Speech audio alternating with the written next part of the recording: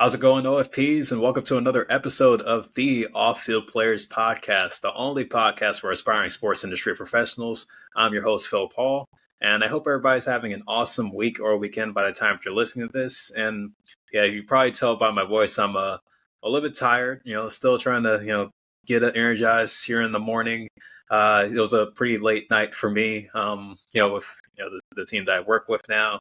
And but it's also a good thing because, my role is starting to expand a lot more, starting to become more involved, which is a great thing for me. And, definitely, very happy and very blessed to, be with the organization that I'm with, and just knowing that, my skills are starting to be valued, and also just using the skills I'm learning on the job to translate over that to what I do with the podcast. So yeah, just want to thank everybody for bearing with me for, just trying to get energized here in the early morning by the time that I'm recording this. But yeah, overall it's just been real good. The sports world is, starting to just be the way it is, just with a lot of sports going on. I know college basketball season has officially rolled off. Games started last Monday. And it's been cool to see St. John's, my alma mater, have a pretty solid start up the gate. They won last week in the home opener against Stony Brook. Got beat pretty bad last night against Michigan, though, at the Garden, however. But, just two games. You can't, just judge how the season's going to go just by two games, especially in basketball. It's a long sport, and, still got a long ways to march. But overall, I'm excited to see college basketball be back on the airwaves, and definitely going to be catching up with those games, and just seeing who has a shot to win it all this year. And football is still going. The NBA season is off and rolling, so definitely a lot going on. But if you're a motorsports fan, you may be aware of an upcoming events that will be happening at the end of this week by the time you're listening to this, and which is going to be the topic of today's show. So just want to put that out there. But before I go any further with going into talking about today's show, I want to remind everybody to make sure to like, comment, subscribe, and share if you're watching the video version on YouTube. And if you're listening to the audio version, either on Spotify, iHeartRadio, Amazon Music, Google Podcasts, Radio Public.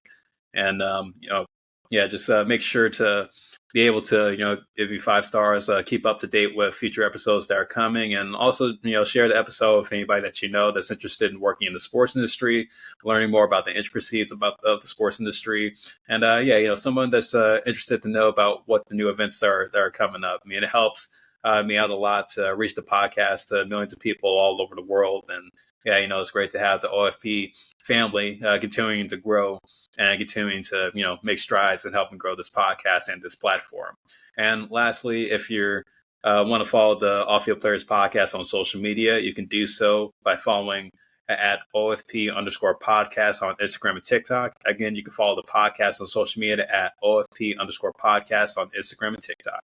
So, with that being said, I want to go into talking about the subject of today's episode. And for all the F1 fans out there, for all the motorsports enthusiasts, this one's for you. So for any OFPs, looking to work in the motorsports industry, definitely tune into this one. So as I'm recording this on Saturday, November 18th, it will be the Las Vegas Grand Prix for Formula One racing. And that's right. The Formula One is returning back stateside for the third time this season for the Las Vegas Grand Prix. And it'll be the first time, actually, that F1 is hosting a race in Vegas since 1982. So, it's definitely a big milestone for the sport. And I know with the rise of Formula One happening in the United States, usually it's a sport or motorsport that's more popular over in Europe or, in Asia, more like of international, globally known sport. But Formula One has been starting to make strides of hosting more races here on American soil. Of course, we've always had the United States Grand Prix with, a variety of different venues where they've hosted that, back in the day. When F1 came over here to the U.S., they would have their U.S. Grand Prix at Watkins Glen, a track that's more notable for NASCAR than it probably is for F1. But Watkins Glen was always a long time venue for the the United States Grand Prix. And then, of course, you can't have the United States Grand Prix unless you have it at the Brickyard. So yeah, the Indianapolis Motor Speedway, the capital of racing. They've had opportunities to host the U.S. Grand Prix for Formula One, and then nowadays, here in the present times, the Circuit of the Americas in Austin, Texas, has always been the host for the U.S. Grand Prix, at least in recent years. But now they're starting to expand the schedule a lot more. Where last year, F Formula One had the first ever Miami Grand Prix, which is surrounded in which was built in the surrounding areas, the circuit of Hard Rock Stadium, which is the home of the Miami Dolphins. So, yeah, they've been able to host that race twice now, and of course, they kept it going with the U.S. Grand Prix with being at the Circuit of the Americas, and now adding this third race being in Vegas, this goes to show that the sport is definitely trying to make their ground here in the U.S. But I can really attest Formula One's rise to the American population to the Netflix series Drive to Survive, and I can't go anywhere without talking about F1 without somebody mentioning Drive to Survive, especially if here in the United States, because when that series first started, it really just put the sport in a whole nother light, giving the fans, like juicy content with the storylines that happen during a season, just the lifestyle that these drivers live, the way that the teams operate throughout the season, the changes that they make, on the track and off the track. And yeah, pretty much just giving us the reality of how much of a high stakes business motorsports and F1 can be as an OFP. And it's definitely great to see just a sport like Formula One, with having this huge, this just tremendous global representation with reaching fans from all across the world, and just trying to use the United States market as a way to capitalize on exponential growth. Whether that's through their Netflix series, whether that's through the sports alone, like the way that they market drivers, like like it seems like everybody's a superstar in Formula One, because it's like there's only a few spots that that driver can have, like when they race for a team. But just to go a little bit more about the coming of the Las Vegas Grand Prix. So, like going back to 1982, just to go through the timeline here, it was the first time ever that F1 was in Vegas. So it's been about like a 41-year hiatus for the race to be hosted in Sin City. And when you go back and look at old pictures of what the Formula One Grand Prix or what the Las Vegas Grand Prix looked like, they were racing in the parking lot of Caesar's Palace, so they were still around the Strip. But if you look at the new track, they're going to be racing like literally on the Las Vegas Strip. Like there are sections of the track where it's going to be all going all the way down the Strip with seats on the side. You're going to pass the Caesar's Palace, like MGM Grand, like all the casinos, some of the big resorts that everybody knows about when they go to Vegas. So yeah, all that's going to be seen if you end up watching the race on TV or if you catch the highlights for it. But yeah, it's definitely interesting, and and we're starting to see a trend now to where motorsports, and this is when I say motorsports, I'm really pertaining to NASCAR, IndyCar, F1, and IMSA, where they're starting to take these shows or these events to major cities. I know historically, F1 has always been a motorsport discipline that have always held races on city streets. Well known as the Monaco Grand Prix, like right on the streets of Monte Carlo. Or when they go to Australia, they're racing on the streets of Melbourne. When they go up to Canada, they're racing on the streets of Montreal. And same with IndyCar. IndyCar has always had the tradition of going to Long Beach and having the Long Beach Grand Prix on the streets of Long Beach, and even going to Detroit, having the races over on Belle Isle Park, or other parts around the city of Detroit. And now NASCAR is starting to get into the fold where they're trying to do some city street racing as well. Where this summer they had the Chicago Street Course race. If you tuned into my NASCAR Diversity series, I interviewed with the interns that I interned with when I was at NASCAR, who actually helped with the marketing schemes and the organization plan for the Chicago Street Course race. So you can go back and tune into those episodes. And, just seeing how Vegas is trying to capitalize pretty much on every sport underneath the sun. I mean, for them to get an F1 race, I mean, this really just takes the cake for how big they're trying to go with, keeping Vegas, and still trying to, expand to this, just the ginormous sports market where, they're starting to get expansion teams. They're starting to have teams move into their city. Like they're, trying to do everything they can to make Vegas this carnival, sports filled entertainment, all out crazy town where, people from all over the world can go just for the entertainment aspect that is Las Vegas, Nevada. And yeah, back in March 2022, it was confirmed that, F1 was going to add a third race on their schedule for the season and make that third race Vegas. So, and with everything that transpired afterwards, where people were going to be like, whoa, I mean, this is huge, for F1 to come to the United States, but, what's that going to do for other tracks somewhere in Europe? There's been some tracks that have hosted Grand Prix in different particular countries that have started to lose their deals with, the FIA. And this can be, can align with just the political aspects of what's happening in particular countries, or maybe tracks not really selling well when they're going like, well, when they're trying to host these F1 events.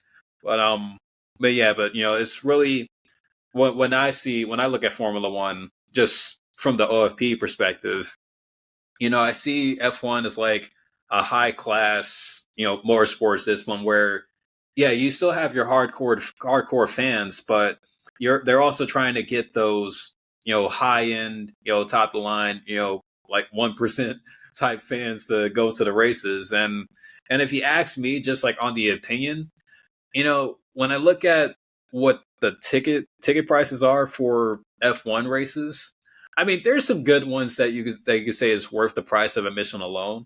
But when it comes to the viewing aspect, because when it comes to me and racing, I want to go to a race for the viewing aspect of it.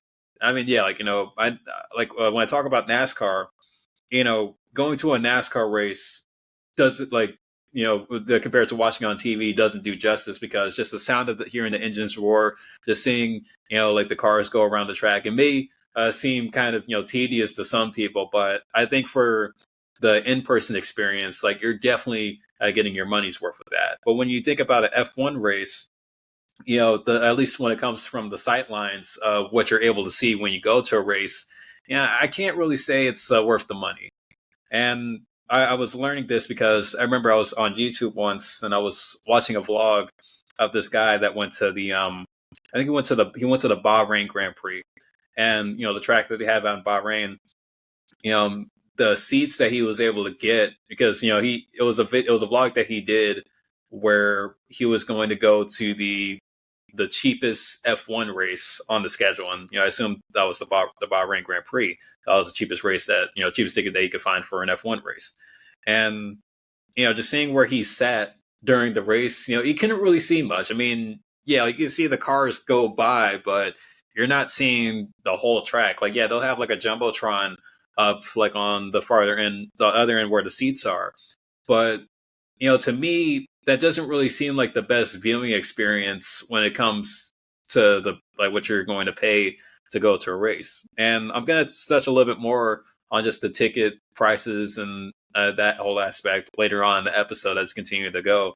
But I want to go a little bit more onto the sites of the Vegas Grand Prix and how much money that F1 has invested in trying to build this racing circuit, and just hoping that it's going to pay off, in the end with, what Formula One is hoping to get out of hosting a race in Las Vegas.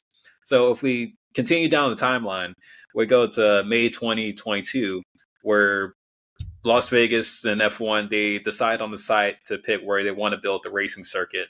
And they invested $500 million to construct the racing circuit. Because when you look at how F1 races are set up, I mean, they try to plan these out at least 2 weeks in advance.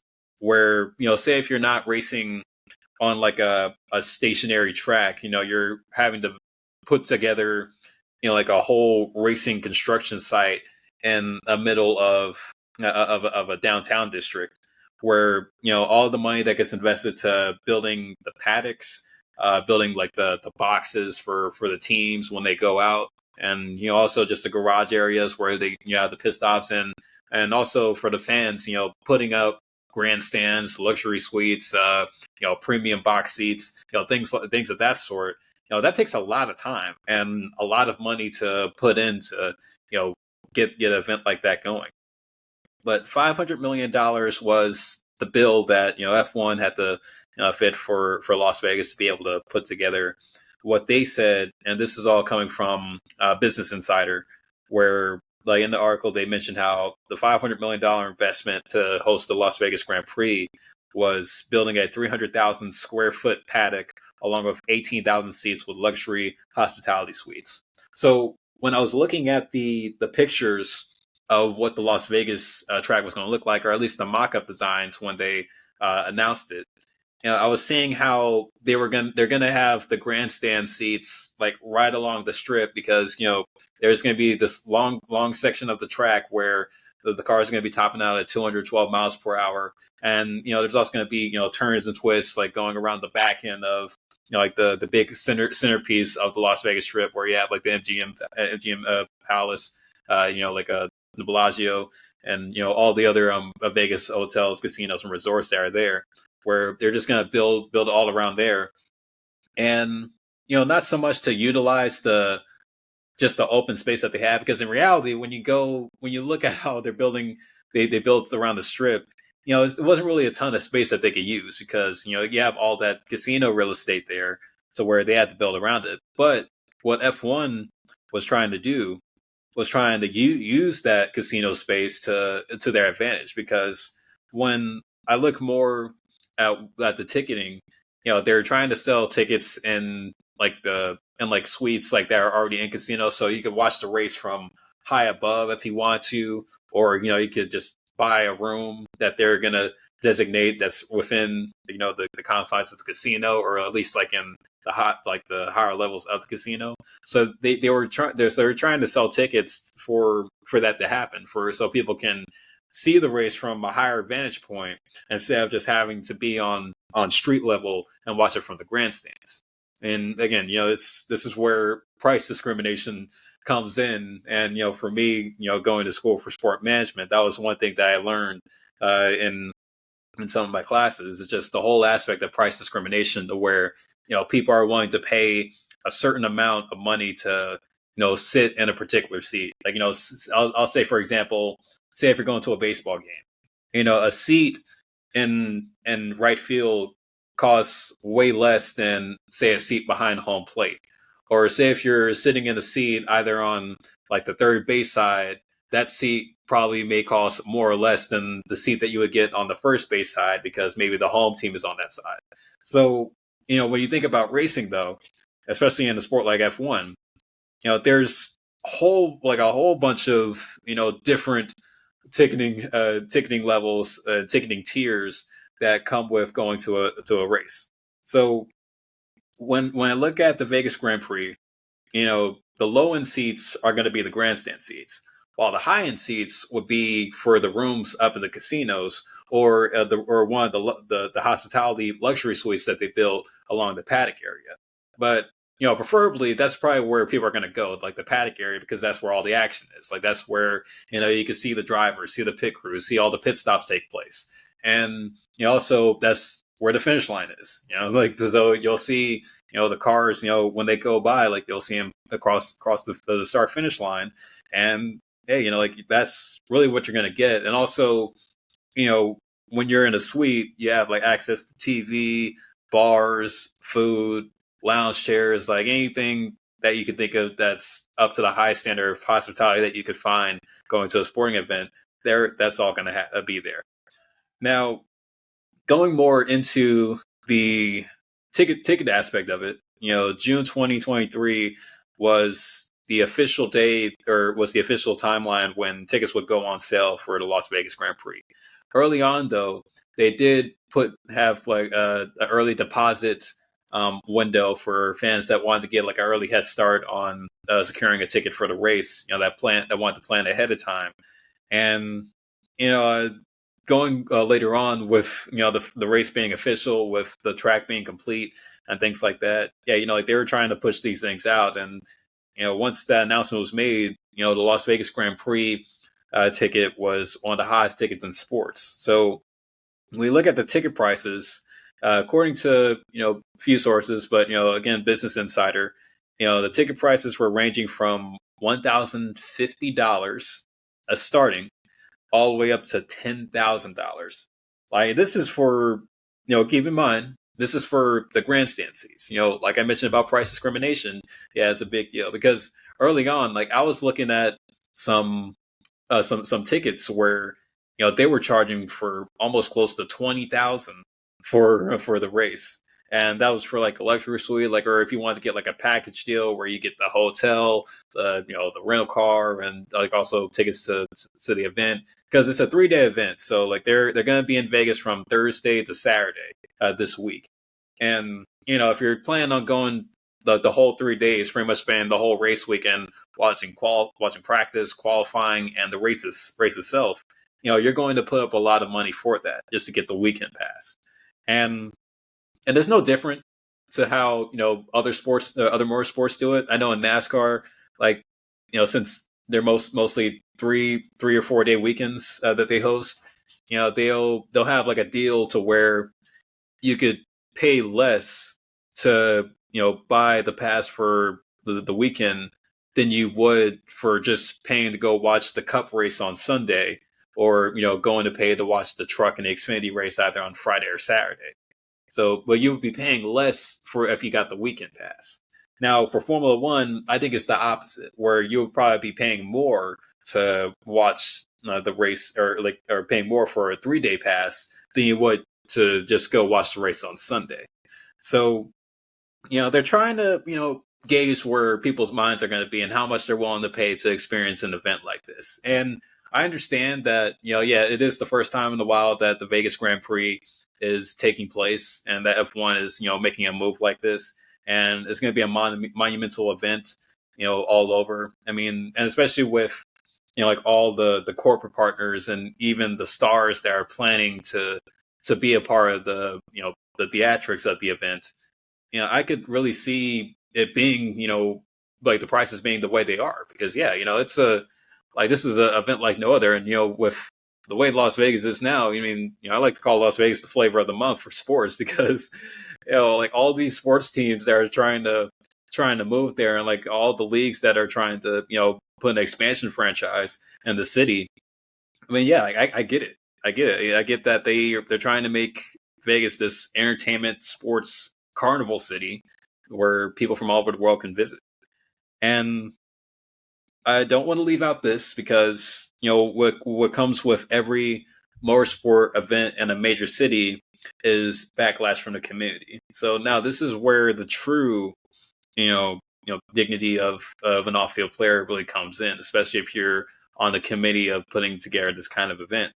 Because it was reported like this month that Formula One is trying to make amends with the people that live in Las Vegas by apologizing to them for all the construction and all the like the population noise and all the traffic that's going to be expected for this upcoming weekend leading up to the race.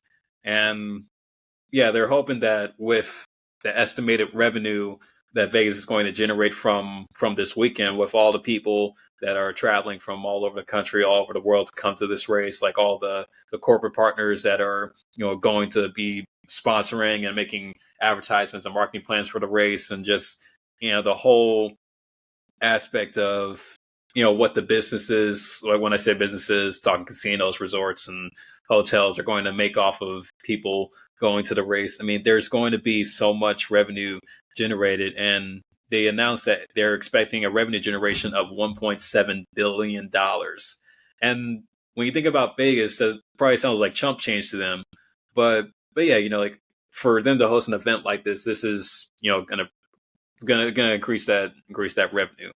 But 1.7 billion maybe chump change to Vegas. It's probably peanuts compared to how much the city already makes off of tourism. And it's definitely interesting to really see. But but you also got to think about this too, like the backlash of any motorsports coming to a major city. This is something that's going to be realized a lot more as sports like NASCAR, IndyCar, F1, and IMSA are going to have to deal with when they go to these bigger cities to host races. Because like being at a racetrack is a lot. It's a lot of loud noises, a lot of crowded areas, a lot of all that stuff happening. And it's just we got to think about and take in consideration of how people that have been living there and that pay taxes to live where they are gonna feel when they have these kind of events taking place.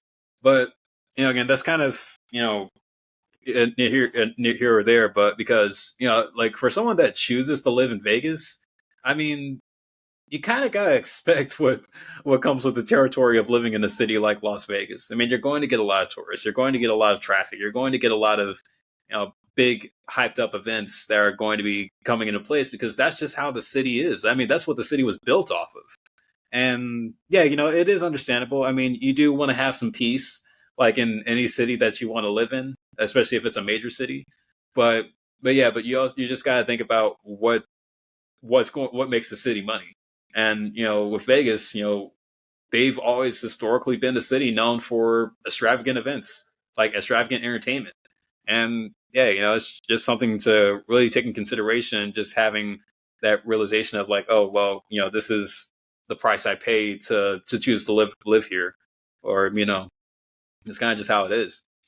But when I think about just the whole landscape of what sports is going to look like in Vegas, because we think about the Raiders being in Vegas for like the past 3 years now, and Vegas now having an NHL franchise, the Golden Knights, who are successful. I mean, like they're the reigning Stanley Cup champions, and the possibility of an NBA team landing in Vegas in the near future, being an expansion franchise. Because with the NBA having their in-season tournament, like the semifinal and the championship game is scheduled to be hosted in Las Vegas for that weekend. And with where the league's going right now, that's really the push to gauge where the interest is going to be for Vegas to have a team. I mean, they've already have like a bunch of venues where they can play at, especially with the WNBA team and the Las Vegas Aces, playing out of a casino. So early on, like, yeah, that's probably going to be the norm. When Vegas does get their NBA franchise, they'll probably just have to play at one of the casinos. I mean, it's not like they have to build like a brand new sporting venue. I mean, there's plenty of places that they could play at. They could play at the the T-Mobile Arena. They could play at the Thomas Mack Center where UNLV plays at, or they'll play at the Las Vegas Aces Arena, and or use one of the casinos like the MGM Grand where they host the boxing matches. They could just have the games there. There's really not a lot that goes into trying to host sports in Vegas, but they're trying to strike where the iron is hot, which is what I get. And at times it can be kind of annoying just to hear how much Vegas is trying to invest in professional sports, especially with the legalization of gambling and sports betting all over the country. Like again, that's what like I mentioned, that's what the city was built off of. So like to see more sports going there, just something that's probably going to become the new norm. And don't even get me started about the A's moving there. But again, that's I have to I'll believe it when I see a shovel on the ground. So I'll just leave it at that. But when I go a little bit more further and talking about the Las Vegas Grand Prix, though, I want to touch a little bit on one of the concerning factors of why motorsports on city streets is risky business at times. Because with how many hurdles that NASCAR had to jump through to host the Chicago street race, I mean, there was some stuff that they had to, handle or kind of had to brace for leading up to that weekend. Because, even though, like, don't get me wrong, like, the Chicago street race, I mean, it was a monumental event. I mean, it was it was impactful. I think it helped NASCAR in many ways, especially with NASCAR having their 75th anniversary, and just knowing that NASCAR is just trying to go to these big markets to host races. I mean, they're going to LA now on a consistent basis while hosting the Clash at the LA Coliseum. They've always going to stick to their big markets, like going to Atlanta, going to Austin, racing at Coda, or going to Nashville or back to Nashville now, and going back to Chicago, like racing on the streets this time. I mean, yeah, it was a demonstration of the possibilities that can come with having a street race in in motorsports, and also just the risk factor that comes with having motorsports on city streets, because like it is risky. It is risky because you're hoping that everything goes smooth. You're hoping that there's not a lot of drama. Like there's people aren't affected by how loud the engines are. People aren't affected by like the traffic and the crowds that they have to go across, like especially if it's on the weekend. And when I think about what F1 may face with the Vegas Grand Prix, and I think they've had these kind of situations before, because the one thing about Formula One, like they're not strangers to racing on downtown streets. Like I mean they've done it all over the world and major cities that are much larger than most American cities. So they've been in these kind of positions before. But I think when you think about a beast like Las Vegas, there's going to be some maybe some drawbacks, or some things that may not go right on the first go. I mean, like that tends to happen. And when you have events like this, like not everything is going to be perfect in the first time. As time goes on, like they'll probably start to move a few things around, like learn from some mistakes, and just hope that Mother Nature doesn't have a factor in trying to derail any theatrics or any like entertainment aspects that they're involving in the race.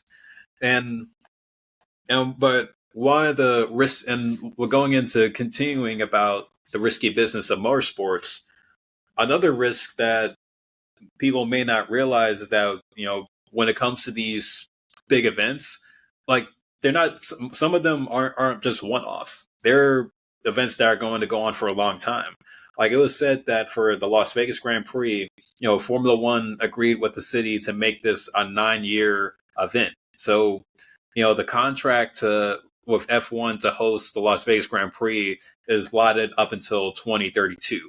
So that's a 9-year window for how many times like they'll host the F1 Grand Prix. Now, what comes with having a contract or a deal lasting that long, you begin to worry about trying to outdo yourself, like when you do it the first time. Because like I believe that this Saturday for the Vegas Grand Prix, for the first time that they're doing it, yeah, it's going to be monumental, and everybody's going to be talking about it. But down the line, though, like the more times that you host this, like you're probably going to have to be concerned with how are people going to feel about this? Is it going to get stale after a while? Because that's what tends to happen. I mean, like an event may lose its luster to attract the people, keep the ticket sales going, and hoping that something crazy happens like in the race, to where they'll be like, oh man, like that race that we saw was better than the one that we saw last year, or hopefully next year's race is a lot better than the one we saw this year. Those are the kind of comments that you're going to get when you think about having an event being ran for that long. And just also thinking about what F1 can gain for having a Vegas race. I mean, yeah, it's starting to become a natural thing in the sports industry, to where big time events, like they're going to have some build up to it. There may be some flops. There may be some like some cool things happening, but like for F1, I don't know if they've reached their peak yet per se, but I think they're coming to a point to be like, well, I think we're starting to get like we're kind of already as popular as most sports. I mean, like I don't think F1 is in a position to say that they've reached their peak yet. Because with everything that they have going on right now, with Drive to Survive, with star like their drivers being pretty much like movie star level people, in Lewis Hamilton, Lando Norris, Max Verstappen, Daniel Ricciardo. There's so much that the sport has already accomplished and has already done to really kind of just sit back and chill. I mean, they're sitting back and chilling and, thinking about like, well, like we're already making a ton of money here, like off of just like the star power that we're able to give our talent and also the cities that we're able to go to throughout the year. Um, but yeah, I mean, it's hard to say, and it's really going to be hard to judge if this Vegas Grand Prix is going to be a big payoff for Formula One from a popularity standpoint. Because the sport's already popular as it is. I mean, what's always been interesting to me is seeing people like around my age wear like the driver suits. I mean, I see like when I was at school, I would see guys wearing like Red Bull shirts or Mercedes shirts or Ferrari shirts. Like just seeing how popular how people are starting to treat F1 fire suits, kind of like how we've always treated basketball jerseys or football jerseys. I mean, yeah, like it's already shown that the sport's in a good place, and it's already shown that we like there's a push and like there's a marketing aspect for how the sport is going. Uh, yeah, I mean, it really kind of comes down to trying to figure it out if the experience is going to be worth it. I mean, are people going to want to pay over $1,000 or up to 10 G's every year to go to the Las Vegas Grand Prix, at least for the next 9 years? Is Las Vegas going to be a much different city in the next 9 years to where they're going to be like, well, we already have enough stuff, and like I don't think we need to add any more? uh, I mean, it's going to be an interesting concept, and especially if more sports start to go to Vegas, I think the push for to have a Formula One race, I don't know if it's going to feel the same because it's like I mean Vegas is a fun city to be in, like it's a town where you want to go have fun in, and like the old saying goes, what happens in Vegas stays in Vegas. I don't know if the experience is going to be worth it like when it comes 2032 when we're going to expect like the last Vegas Grand Prix to take place. Like I don't know, they may renew the contract like somewhere in the middle where they'll put an extension on it. But again, 9 years is a long ways from now, and a lot can happen in 9 years. So we're just gonna sit back and wait and see how it goes. But yeah, that's pretty much gonna wrap up my discussion and my 2 cents about the Formula One Las Vegas Grand Prix. So yeah, definitely check out the race. I know it's going to be at 10 p.m. Eastern time. I think they said on ESPN for Saturday. So it's 6 o'clock my time here on the West Coast. Or no, it's not. It's like 7 o'clock my time here on the West Coast. So yeah, but I'm going to try to do my best to check out the race. Like I don't know if I'm going to watch it or not, but yeah, I hope to expect to hear good things about it and hear a good reception from the people that did watch it and the people that go to the race. But as an OFP, this is an opportunity for you to really tune in to see what the motorsports world is going to go to, especially if you're someone that's trying to work in F1, someone that's trying to work in NASCAR, IndyCar, IMSA, any aspect of motorsports. This is going to be an event that you're going to want to tune into and see what the impact may be on the business side. So yeah, definitely stay tuned in for that. And I know I haven't really been doing a lot of these in my recent episodes because like most of the episodes that I've been putting out for like the last few months have been informational interviews. But I'm gonna start getting back to doing or closing out my episodes with talking about the sports jobs of the week. So yeah, with this episode, I'm going to give you guys the sports jobs of the week, and these are all coming from Teamwork Online. So right now, to stay in the F1 spectrum, right now the Formula One Miami Grand Prix is looking for a consumer sales representative. So anybody that's trying to get into the sales field and trying to help out with getting people to go watch the Miami Grand Prix for 2024. There's a job opening for that. So definitely check that out. Again, it's on Teamwork Online. And to stick to the Vegas theme, there is a open position with ASM Global, which is the partnership group that works with Allegiant Stadium, Las Vegas, home of the Las Vegas Raiders. So they have a sales coordinator position open right now. So definitely check that out if you're trying to work in the Vegas market and sports, work an event like ticket sales, and definitely take a look into that. And Allegiant Stadium, I mean, it's like I have my opinions on it, but it's definitely a stadium that hosts a lot of events. I mean, they're not just doing Raider games, like they're also hosting college football games. I think like for the World Cup in 2026, I think Vegas or Allegiant Stadium in Vegas was picked as one of the sites for the tournament. So and they also have some other stuff planned. I think they're trying to get the Final Four to go to Vegas one of these years, and also Super Bowl. Actually, this year the Super Bowl is going to be in Vegas. Yeah, just almost forgot about that. Yeah, so 2024, Legion Stadium, Vegas sales coordinator position is open up there. You can find that on Teamwork Online. And lastly, there is a anti-doping compliance coordinator position at the UFC, so the Ultimate Fighter Championship. The UFC does work out of Vegas, so there's another Vegas job opening in sports for you right there. But that's just about it. Again, you can find out on Teamwork Online, and also, remind myself to make sure to leave links to these open positions in the description so you can check that out. But that's going to wrap it up here for the Off-Field Players podcast episode talking about the Las Vegas Grand Prix for Formula One. So, definitely make sure to check out the race if you get a chance to this weekend. And make sure to be on the lookout for future episodes. I got a lot more informational interviews I have scheduled. So definitely make sure to be on the lookout for those. And like as always, if you watch the video version of this episode on YouTube, make sure to like, comment, subscribe, and share. So we can help continue to grow the podcast to more people around the world that are trying to work in sports, or at least be informed about the business deals and news happening in the sports industry. And also, make sure if you listen to the audio version on Spotify, iHeartRadio, Google Podcasts, Amazon Music, or Radio Public, make sure to follow the podcast to be up to date on future episodes, and also give me a 5-star review to help expand the podcast to more listeners all over the world.